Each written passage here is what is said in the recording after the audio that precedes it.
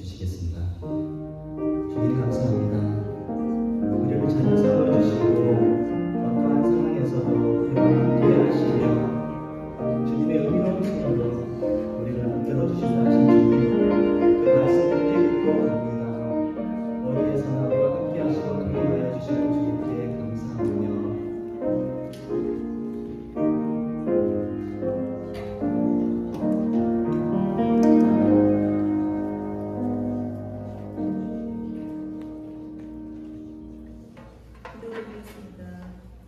참 좋으신 하나님 감사합니다. 주님의 말씀을 사모하는 우리들 허락하심으로 주님의 전에 모였습니다. 우리의 반석이시오 구원이신 하나님, 모든 지각에 뛰어난 하나님의 평강이 그리스도 예수 안에서 우리의 마음과 생각을 지키심을 믿고 감사와 영광을 돌립니다. 이 땅에 묶여 사는 우리들은 오늘도 땅의 것을 통해 하늘의 것을 알기를 소원합니다. 주님의 말씀이신 그 진리만이 우리에게 이 땅에서 천국의 삶, 영생을 줄 수 있음을 알게 하시어 말씀을 더욱 사모하게 하시네 감사를 드립니다. 아버지, 늘 불꽃 같은 눈빛으로 우리를 지키시고 살피시며 축복하시어 육은 죽고 영으로만 사는 그날까지 성령님 함께 하심으로 진리된 자로 이 땅을 살게 하소서. 이 땅의 것 때문에 우리는 매일 울고 웃지만 하늘의 것, 주님의 말씀은 우리를 영원한 안식처로 인도하심을 알고 감사를 드립니다. 말씀을 전하시는 송계영 목사님에게 힘을 더하시어 오로지 주님의 말씀만을 전하게 하시고 듣는 우리들도 축복하시어 주님의 말씀만을 온전히 듣게 하소서. 사랑하는 우리 아이들도 주님의 말씀을 사모하게 하소서. 우리를 섬기시는 주님의 그 사랑으로 오늘도 살 수 있음에 감사드리며 우리 주 예수 그리스도의 이름으로 기도드렸습니다. 아멘.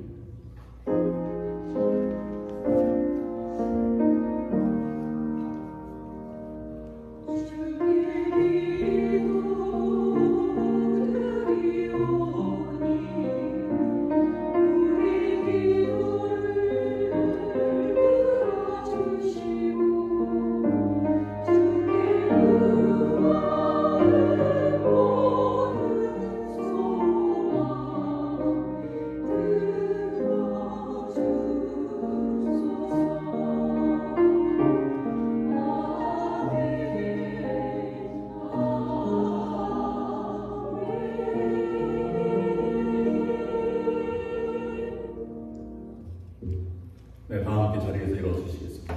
우리 피스 비비디오 주님의 이름으로 환영합니다. 인사 나누시겠습니다. 우리 하나님께서 오늘 우리에게 주시는 말씀을 함께 보시겠습니다. 오늘 성경 말씀은 사도행전 2장 1절부터 13절까지 말씀입니다. 저와 여러분이 한 절씩 교독을 읽겠습니다. 제가 먼저 봉독합니다. 오순절 날이 이미 이름에 그들이 다 같이 한 곳에 모였더니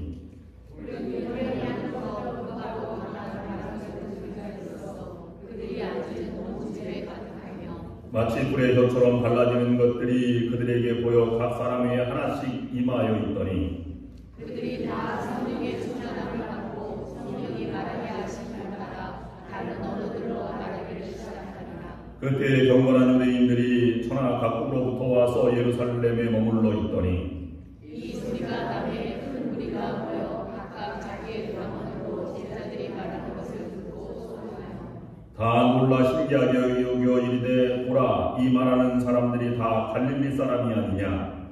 우리가 우리 각 사람의 나라로 방언으로 듣게 되는 것이 어찌 되느냐. 우리는 바데인과 메데인과 엘람인과 또 메소포타미아, 유대와 갑바도기아, 본도와 아시아, 루기아와 밤리아, 애국과 우리 구레네 가까운 리비아, 여러 지방에 사는 사람들과 로마로부터 나그네 유대인과 유대교에 들어온 사람들과 그레데인과 아라비아인들이라. 우리가 다 우리의 각 언어로 하나님의 큰 일을 말함을 듣는도다 하고 다 놀라며 당황하여 서로 이르되 이 어찌 된 일이냐 하며 또 어떤 이들은 조롱하여 이르되 그들이 세술에 취하였다 하더라. 아멘. 성가대의 찬양이 있겠습니다.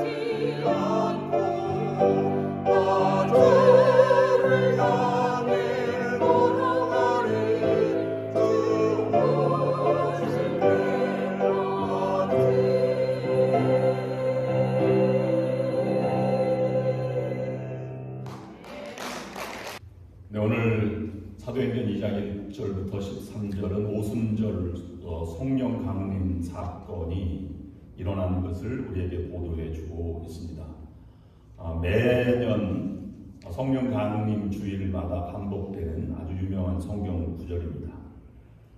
이 오순절 성령 강림 사건 때문에 예루살렘 교회가 탄생하였다고 해서 교회의 생일로 그렇게 인정하기도 합니다. 성령 강림 사건으로 말미암아 교회가 출발하게 되었습니다. 오늘은 이 성령 강림 사건을 묵상하면서 1절부터 13절까지를 통해서 4가지 우리에게 주시는 교훈과 그 의미를 묵상하려고 합니다. 첫 번째로는 이 성령 강림 사건은 왜 오순절날 그 시기에 일어났는가 하는 것과 두 번째, 왜 누구에게 120명이 모인 무리에게 성령 강림이라고 일어난 것은 왜 그럴까? 세 번째, 그러면 그 성령 강림 사건에 일어났던 그 현장의 모습은 어떻게 표현되고 있는가? 의미는 무엇인가? 그 다음에 네 번째, 성령 강림 사건이 일어난 진정한 하나님의 목적과 의미, 또 왜 성령 강림 사건을 하나님이 허락해 하셨고 선물로 주셨는가 하는 것을 묵상하려고 합니다. 각 세대에 따라서 그들이 즐기는 그 날들과 문화가 독특합니다. 그런데 나이가 자라면서 그 중요하게 생각하는 즐기는 특별한 날들의 의미가 달라집니다. 어린아이들, 초등학생들은 제일 중요한 날이 언제냐면 생일날이에요. 생일만 기다립니다. 생일날 아빠가 무슨 선물을 줄 것인가, 그 다음에 형제 엄마가 어떤 선물을 줄 것인가 아주 기대하는 바가 큽니다. 그 다음에 좀 커서 중고등학생들 티네이저가 되면 생일날보다도 발렌타인데이, 여자가 남자에게 초콜릿을 주거나 아니면 남자가 초콜릿을 주거나 꽃을 줄 수 있는 화이트데이, 화이트 발렌타인데이, 이런 것들을 굉장히 소중하게 여기고 기다리게 됩니다.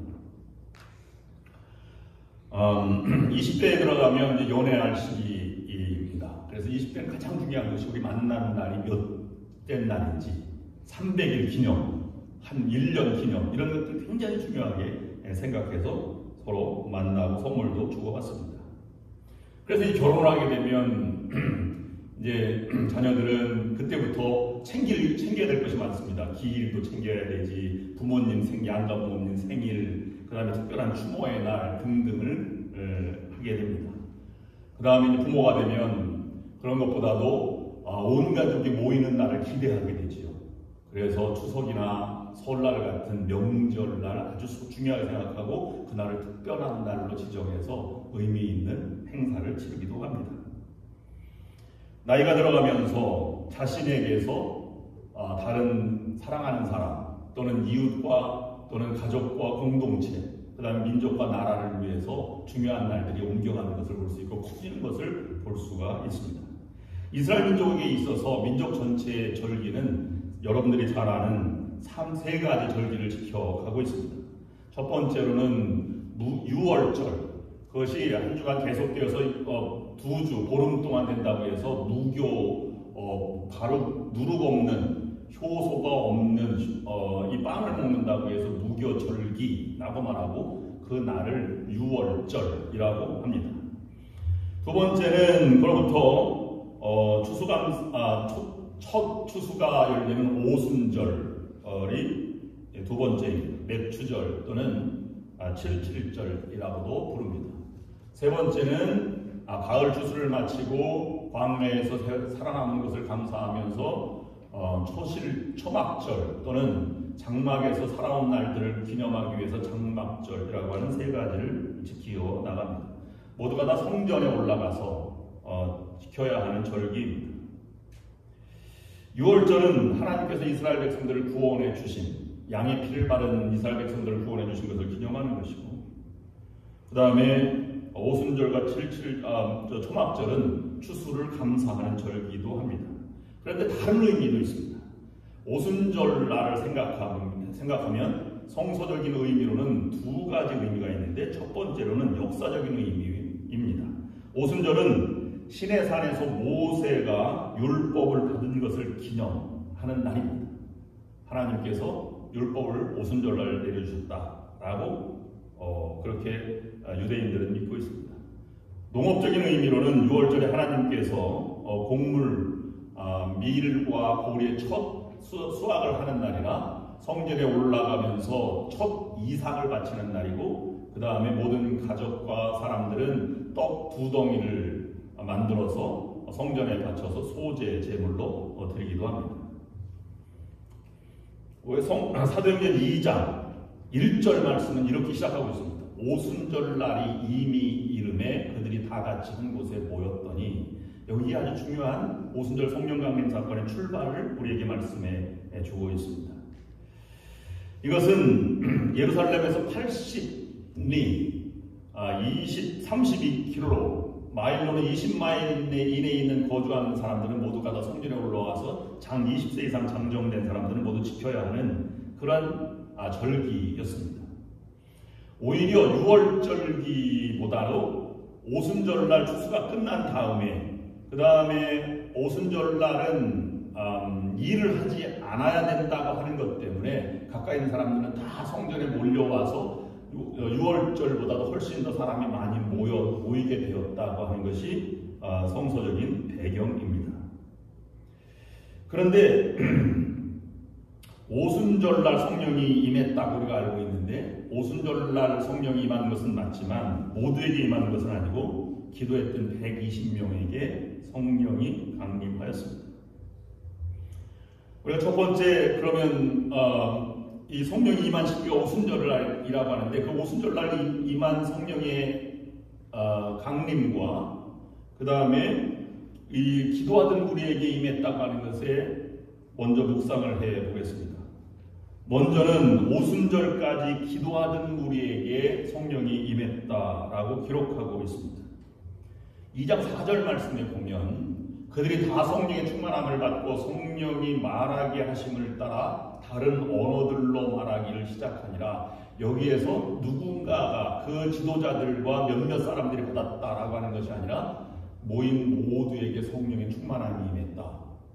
부흥회 때 우리가 여러 은사 집회를 하면 어떤 사람은 방언도 하고 어떤 사람은 입신도 하고 어떤 사람은 통역의 은사도 하고 이렇게 하지 않습니까? 그런 개념이 아니고 모두에게 충만한 은혜가 동시에 임했다라는 것이 배경입니다. 왜 오순절날 성령 강림이 임했을까요? 알 수 없습니다. 성령은 그것이 선물로 주셨다라고 기록하고 있습니다.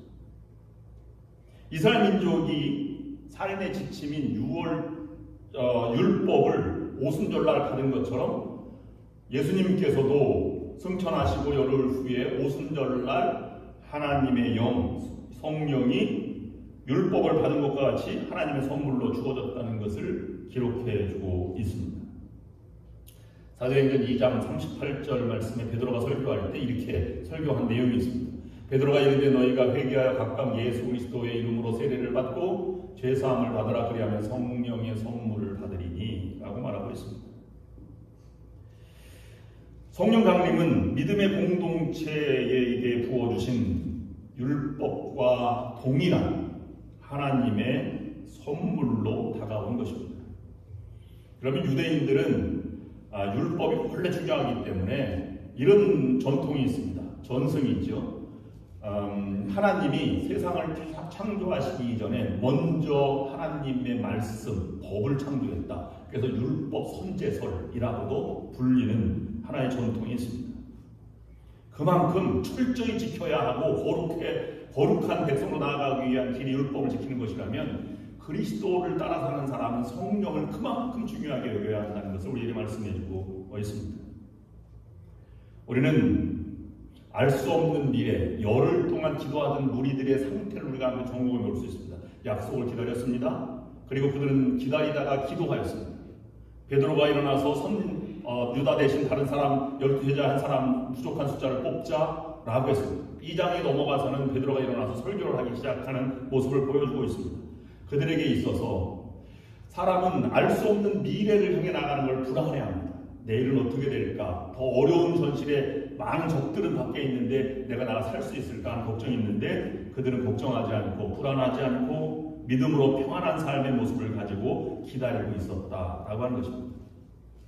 그러므로 오늘 이 오순절 성령 강림 사건에 일어나기 전까지 상태를 우리가 교훈 삼아 본다면 믿음의 사람이라고 하는 것은 하나님의 계획하신 때를 분별할 줄 알고 흔들림이 없어야 한다는 것입니다. 빨리 오지 않는다고 그날이 불평하거나 낙심하지도 말아야 합니다.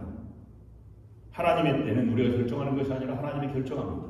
그때는 우리가 측정할 수 없을 만큼 느리지도 않고 빠르지도 않습니다. 왜 오순절 성령 강림 사건이 그때 일어났을까? 400년간 침묵하다가 예수님을 이 땅에 보내셔서 말씀이 육신이 되었고 하늘나라의 복음을 전파하고 난 다음에 올라가셔서 성령이 왜 오순절날 임했을까? 라고 우리가 의문을 가질 수 있습니다. 성경이 그때 BC 3세기경부터 시작해서 성경이 그들로 갖게 된 것이 헬라어로 갖게 된 것이 그 당시였다고 해석하기도 합니다. 또한 로마의 지배 아래 있을 때는 모든 세계가 로마로 통하고 헬라가 모든 공용어가 되어서 복음이 온 세계로 전파되기에 가장 알맞은 시기가 로마의 시대라고 평가를 합니다. 그래서 이 가장 적합한 환경이 만들어졌을 때에 성령 강림이 임했다. 역사적으로 그렇게 해석을 하기도 합니다. 또는 신학적으로 보면 6월절은 양의 피를 바른 사람들의 가족, 히브리인들의 가족을 죽음의 영이 넘어가서 넘난절 또는 6월 넘을 유자에서 6월절 그 집을 통과했다, 패스 오버했다 라고 하는 것으로 그렇게 나아가서 6월절이 되어서 구원의 감격을 경험하는 기점하는 날이죠. 그로부터 오순절날은 7.7절이라고도 하는데 7일이 안식일이면 7년째는 안식년입니다. 모든 데리고 있던 종들을 놓아주어야 하고 자기 집으로 보내야 하는 것입니다. 그래도 있겠다고 하면 길을 뚫고 종으로 살 수는 있습니다. 그리고 7년이 지나서 7째 안식년이 되는 날이 대안식년이고 그 다음에가 신년입니다. 기쁨의 날, 모두가 자유가 선포되는 날입니다. 이스라엘 민족에게 있어서 신학적으로 굉장히 중요한 날이죠. 이 신년이 선포되는 날이 오순절 날입니다. 그것은 다시 새 생명을 얻고 새로운 자유와 기쁨을 누리는 것. 오순절 날은 그러면서 일하지 말도록 하는 것은 주일날, 안식일날이 되었기 때문입니다. 그래서 이 오순절 성령 강림은 이날도 주일이고 자유, 생명이 있는 날이기 때문에 오순절날 성령이 임했다라고 하는 것이고 그것은 부활을 경험하는 것과 동일한 것입니다. 부활의 첫 열매라고 하는 것도 바로 오순절을 가르쳐 말하는 것과 동일한 말씀입니다. 모세는 신명기 11장 14절 말씀에서 이렇게 말씀하고 있습니다. 여호와께서 너희 땅에 이른 비 늦은 비를 적당한 때에 내리시리니 너희가 곡식과 포도주와 기름을 얻을 것이요. 하나님이 주신 때를 받아들일 만한 자세를 가지고 있는 것이 중요하다고 하는 것입니다. 여러분, 지혜로운 농부는 계절을 탓하거나 계절을 바꾸려고 하지 않습니다.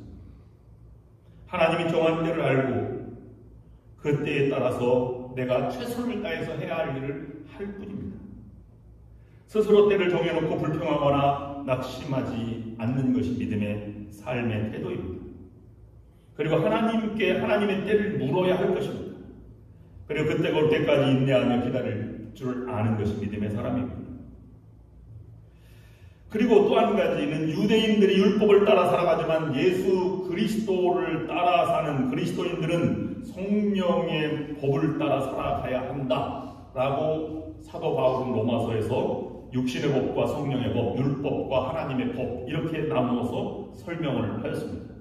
이미 이르렀다는 말은 이미 그것이 이루어진다는 뜻으로 예정된 날이 다가옴을 가르쳐 말하고 있는 것입니다. 본문에서 주목해 보아야 할 것은 우연히 몰려온 오순절날 성전에 들어왔던 사람에게 임하지 않았다는 것입니다. 성서학자들은 말하기를 이것이 마가 요한의 다락방에 성령이 임한 것인가?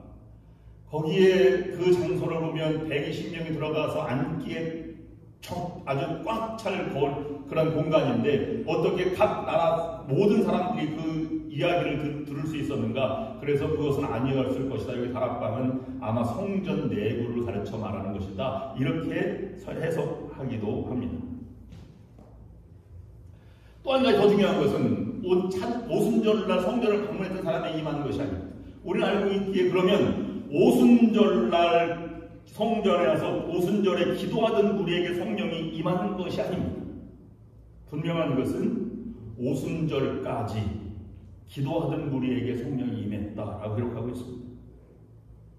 그리고 성령 강림에 나타났을 때에 바람 소리 같은 것이 들렸고 불의 효 같은 것이 각 사람마다 있었고 그 다음에 말하는 것이 입모양이 각 나라 방언대로 다 들렸다라고 기록하고 있습니다.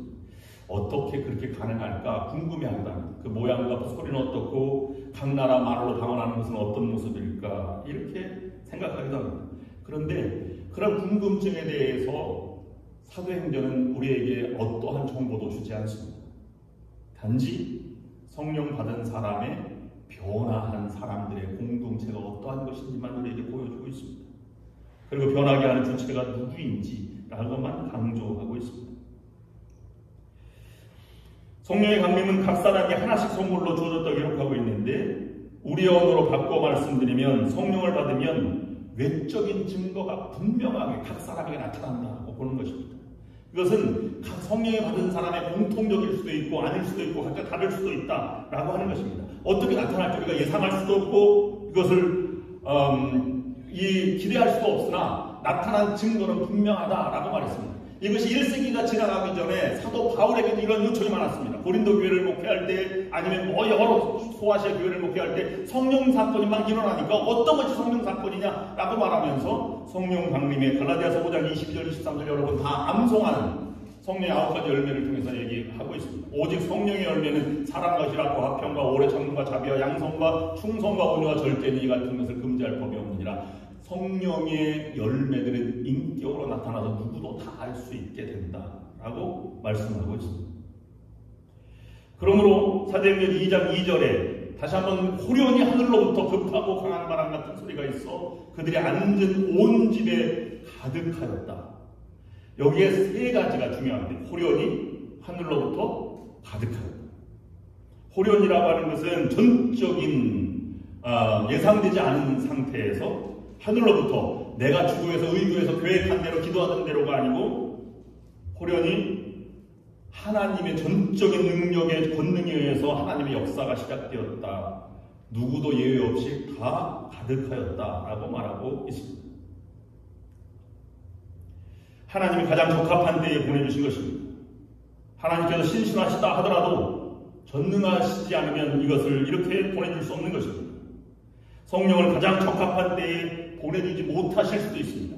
그러나 하나님은 우리의 때를 아시고 복음 전파에 가장 적당한 때에 적당한 사람들에게 들어서 하나님의 복음을 전파하도록 그를 불러주신 것입니다. 그러면 기다리고 평안하고 인내하고 하나님의 말씀을 붙들고 기도하는 마음의 자세가 그만큼 성령 강림의 텃밭이 되었다라고 볼 수 있는 것입니다. 언젠가 어느 부흥사 목사님이 설교한 대목 중에 생각나는 것이 있습니다. 두 집사님이 철야 기도를 갔습니다. 너무 문제가 많기 때문에 밤새 기도해야지 라고 해서 갔습니다. 근데 기도하다 보니까 너무 졸리고 새벽 기도도 나와야 되는데 12시까지만 딱 기도하고 한 집사님은 내일 새벽 기도 나와야 되니까 집에 갔다가 자고 새벽 5시에 나와야지 라고 집에를 갔습니다. 근데 한 집사님은 그래도 철야기도 한다고 했는데 기도해야지 라고 해서 기도하다가 졸다가 깨고 보니까 새벽 5시. 그래서 새벽 기도 드리고 집으로 왔습니다. 하나님은 누구를 더 기뻐하셨을까요? 어느 분의 기도를 더 받아주셨을까? 우리는 분명한 생각으로 기도하고 다시 잠을 자고 새벽 기도 온 집사님일 것 같지만 하나님은 비몽사몽간에 기도했더라도 그 자리에 있었던 집사님을 더 사랑하신다라고 말씀하셨습니다. 그렇습니다. 우리가 기도하던 것이 응답되지 않을 때도 있고 허공을 찌르는 것 같을 때도 있습니다.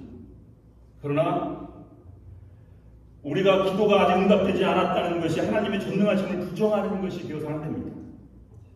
또는 기도가 응답되지 않고 있다면 그것이 아직 하나님의 때가 되지 않았다고 하는 것일 수도 있습니다. 그것도 아니면 응답되지 않는 것이 우리에게 더 유익하다고 하나님 판단할 수도 있는 것입니다. 그것도 아니면 내가 구하는 것보다 하나님께서는 더 놀라운 것을 준비하고 계신지도 모르는 일입니다. 어떤 상황 속에서도 전능하신 하나님을 의지하고 담대하게 살아가는 삶을 하나님께서 원하신다고 하는 것입니다. 그래서 시편 34편 10절 말씀에는 젊은 사자는 궁핍하여 줄일지라도 여호와를 찾는 자는 모든 좋은 것에 부족함이 없으리로다. 시편 기자를 이렇게 노래하고 있습니다. 갈라디아서 6장 9절 말씀에도 우리가 선을 행하되 낙심하지 말지니 피곤치 아니하면 때가 이르매 거두리라 라고 말씀하고 있습니다. 그러므로 오늘 우리에게 주시는 이 말씀 또 한 가지, 기도하던 우리에게 하나님 주셨는데 왜 주셨는가 라고 하는 것을 묻기 전에 우리는 성령 강림하는 이 행동하시는 성령을 우리가 제한해서는 안 된다라고 하는 것입니다. 행동하시는 성령을 여러분 제한하지 마시길 바랍니다. 사도행전 2장 2절부터 4절까지 다시 한번 종합적으로 읽어드리면, 호련히 하늘로부터 급하고 강한 바람 같은 소리가 있어 그들이 앉은 온 집에 가득하며 마치 불의 혀처럼 갈라지는 것들이 그들에게 보여 각 사람 위에 하나씩 임하여 있더니 그들이 다 성령의 충만함을 받고 성령이 말하게 하심을 따라 다른 언어들로 말하기를 시작하니라 라고 기록하고 있습니다. 여기에 보통 모양이 성령 강림 사건이 일어났던 현장의 모습을 우리에게 보여주고 있는데요.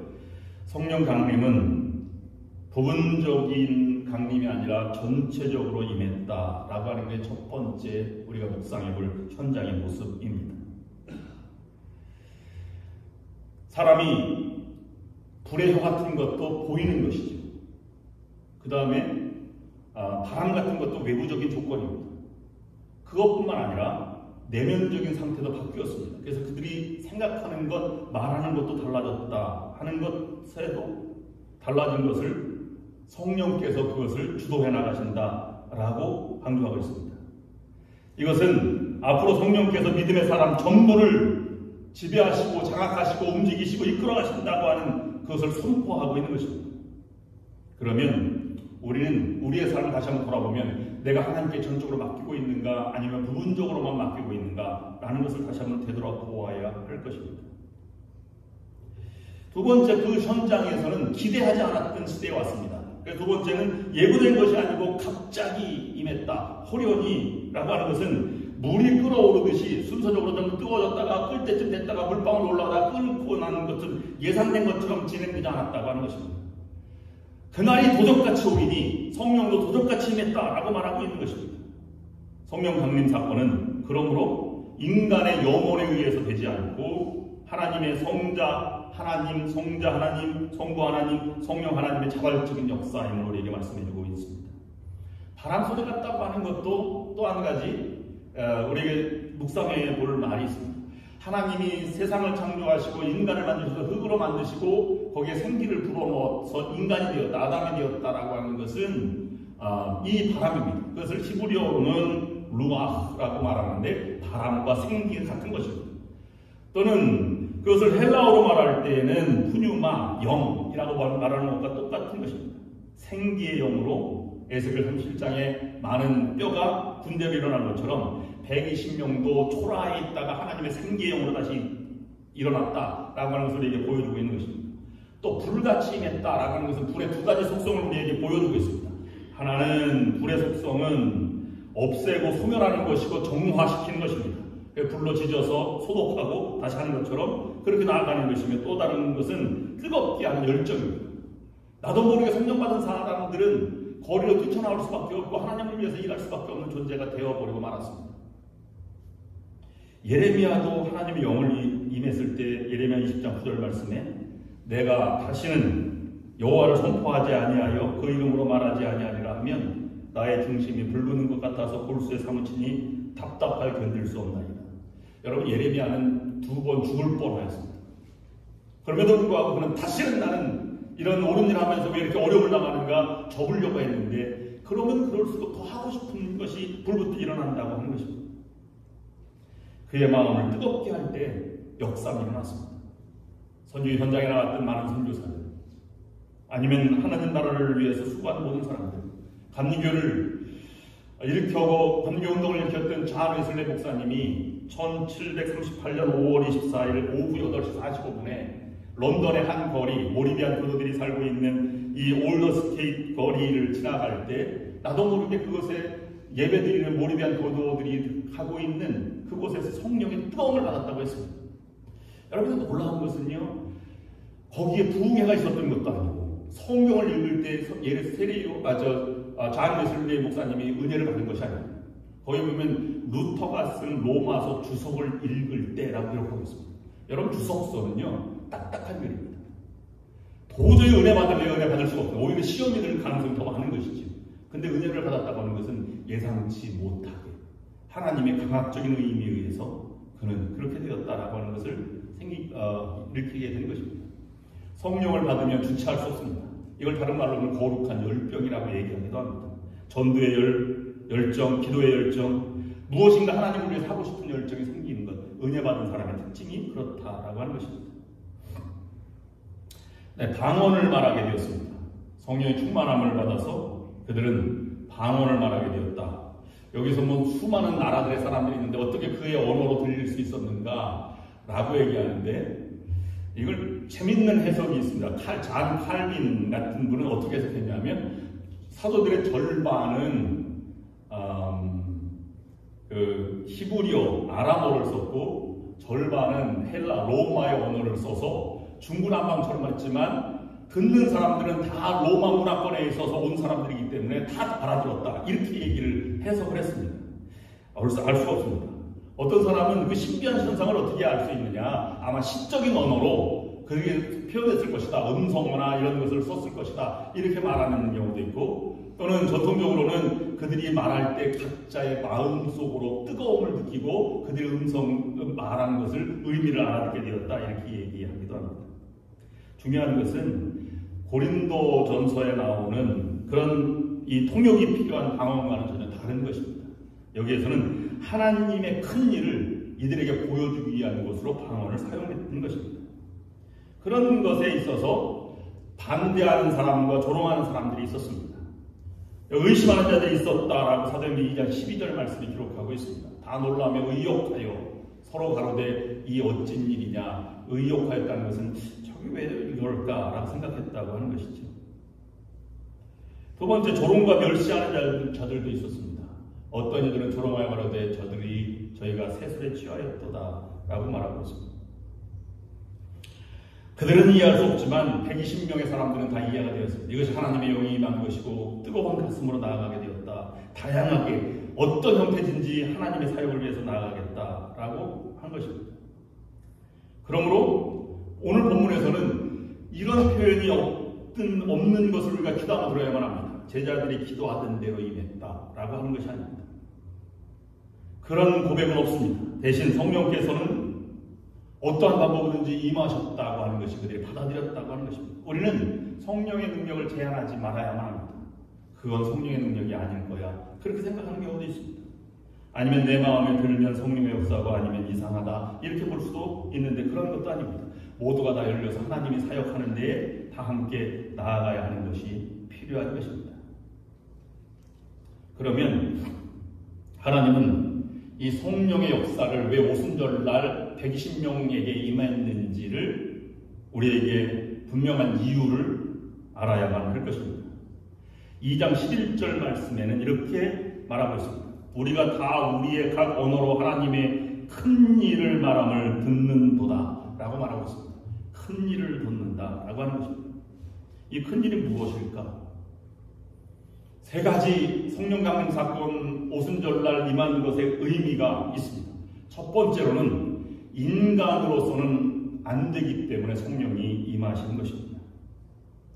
우리가 아무리 열심히 기도해도 성령의 도우심 없이는 아무것도 할 수 없습니다. 우리의 인간적인 열정과 꿈과 능력과 희망으로는 한계가 있습니다. 120명의 성도들을 위해 성령의 인도하심이 없었다면 그 무리들도 시간이 지나면서 약화됐을 것이고 하나님의 복음은 유대의 땅을 넘어서 나가지 못했을지도 모를 일입니다. 성령의 도움 없이 그들이 잠시 변화가 있을지 몰라도 영원한 변화는 있을 수 없을 것입니다. 더 중요한 것은 나의 일함에 성령의 도우심과 간섭을 받는다고 하는 것입니다. 충성과 열정보다 더 중요한 것은 나의 열정과 충성에 성령 충만하신 도움을 받는다는 사실입니다. 말씀과 묵상과 기도 생활이 중요합니다. 그보다 더 먼저 있는 것은 그런 영적 생활의 성령의 도우심을 간섭함을 받는다고 하는 것입니다. 우리의 모든 수고가 헛되지 않으려면 성령 충만한 우리의 삶에 가득 넘쳐나야 하는 것입니다. 두 번째, 인간의 능력은 한계가 있어요. 성령의 능력이면 나도 모르게 그런 기쁨과 희열과 감격이 있어서 하나님이 일을 해나갑니다. 두 번째, 그런데 성령의 역사는 믿음의 공동체를 드러내시기 위해서 성령이 임하였다는 것입니다. 120명의 성도가 어떻게 무엇을 했는지 나와 있지 않지만 120명의 성도들이 나가서 복음을 증거했다고 기록하고 있습니다. 그들이 모두가 다 세술에 취한 것처럼 뜨거운 성령으로 나아가게 된 것입니다. 마치 그들은 내가 복음을 전해야지 라고 생각하지도 않았습니다. 그냥 그렇게 살아가는 것이 하나님의 빛이 되고 복음의 전파의 도구가 된 것입니다. 예수님께서도 이러한 마음을 분명하게 가르쳐 주셨습니다. 누가복음 8장 16절 말씀에 현대인의 성경으로 제가 읽어드리며 이렇습니다. 등불을 켜서 그릇으로 덮어두거나 침대 아래 둘 사람은 아무도 없다. 오히려 그것을 등잔대 위에 올려놓아 들어오는 사람이 그 빛을 볼 수 있도록 하지 않겠느냐. 하나님은 120명의 성도들을 다 그렇게 등불처럼 들어서 사용했다고 하는 것입니다. 스스로 자신에게 드러나서 하나님의 성령을 받았다고 하는 것은 교만할 수도 있지만 여기에는 개인이 나타나는 것이 아니라 그는 이 세상적인 욕심이 아니라 성령의 손에 붙들려 세상에 드러나는 기쁨과 감격을 여기서 얘기해주고 있는 것입니다. 그러면 우리들에게 성령의 능력이 우리 공동체를 빛나게 할 것입니다. 가만히 보면 교회가 소문이 날 때에도 어떤 교회 어떤 역사가 임할 때에도 그 사람이 누군가 이렇게 소문이 나지 않습니다. 우리 교회는 참 은혜로워 사랑이 많아 성령이 충만해 이렇게 얘기하면서 교회가 부흥하게 되는 것이죠. 여러분들의 평생 내 평생 소원은 단 한 가지입니다. 우리 좋은 연합감정회가 부흥하는 것입니다. 그것을 위해서 여러분 기도할 때마다 기도하고 또 전도할 때마다 그렇게 늘 안타깝게 전합니다. 그 마음이 하나로 모아져서 나아가는 것, 공동체가 세워지는 것이 성령의 역사인 줄로 믿으시길 바랍니다. 마지막으로 그럼 이 큰일이라고 하는 것은 온 세상을 구원하기 위해서 성령이 임한 것입니다.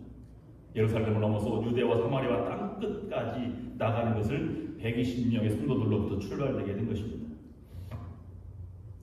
우리의 삶이 신앙의 궁극적인 목적은 복음이 전파되는 것이어야만 합니다. 우리의 건강이 우리만의 건강이 되어서는 안 됩니다. 건강이 복음 전파를 위한 겁니다. 우리의 경건함이 이 밖으로 나가서 복음 전파의 영역이 될 때 우리의 삶이 아무리 작아도 세상 누군가에게 좋은 영향을 미치는 그러한 복음의 전달자가 될 때 우리는 성령의 능력을 받는 사람이 되는 것입니다. 우리가 기도가 아무리 작아도 세상 누군가를 위한 기도가 될 때 성령의 역사가 시작되는 것입니다. 우리의 믿음이 아무리 작아도 세상 누군가를 세워주는 믿음이 되어야 성령의 역사가 시작되는 것입니다. 성령 강림 사건은 각자에게 임한 것인데 모두에게 임했다고 기록하고 있습니다. 그래서 이 성령 강림 사건은 그 당시에 예루살렘에 모여서 기도하던 우리에게만 있는 것이 아니라 지금까지 기대하는 우리에게도 동일하게 임하고 있는 것입니다. 누구도 예외할 수 없습니다. 여러분, 성령이 임하면 하나님의 놀라운 역사가 시작될 것입니다. 그걸 기도하시고 기대하시고 그렇게 살아가셔야 할 것입니다. 어떤 미국 트레일을 좋아하는 사람이 3,000m 정상에 올라가서 아래를 내려보았습니다. 이 펼쳐진 장관은 올라오는데 저 밑에서 이 까마귀들이 독수리들이 이렇게 날아가는 모습을 망원경으로 보고 있었습니다. 근데 한참 지나가다 독수리들은 아무 날개짓도 하지 않았는데 이것이 먼 밑에 망원경으로 보던 것이 떠올라서 3,000m 자기 앞에 수천 미터 올라가서 있는 것을 보았습니다. 어찌 가능할까? 이런 생각을 해봤습니다. 그래서 크게 깨달은 것이었습니다. 그것을 우리는 상승 기류라고 말하죠. 뜨거운 바람이 밑에서 올라오는 것입니다. 독수리는 아무 날개짓도 하지 않았지만 상승 기류를 탔을 때 그는 정상까지 올라올 수 있음을 느꼈습니다. 인생은 바로 이런 것이다. 하나님의 영이 임했다고 하는 것도 바로 그런 것입니다. 내가 노력하고 열심히 하는 것도 중요하지만 그러나 하나님의 기운, 성령의 온난 기류를 타라. 그러면 더 높이 날아갈 것이고 내가 계획하고 헌신하고 수고한 것보다 더 큰 하나님의 일을 펼쳐지는 일꾼이 될 것이다 라고 말하는 것을 들었다는 것입니다. 이 놀라운 성령 강림의 사건이 오늘 여러분 조은연합감독 예배들이 여러분들의 개인의 삶과 교회의 역사가 될 수 있기를 주님의 이름으로 축원합니다. 기도하겠습니다.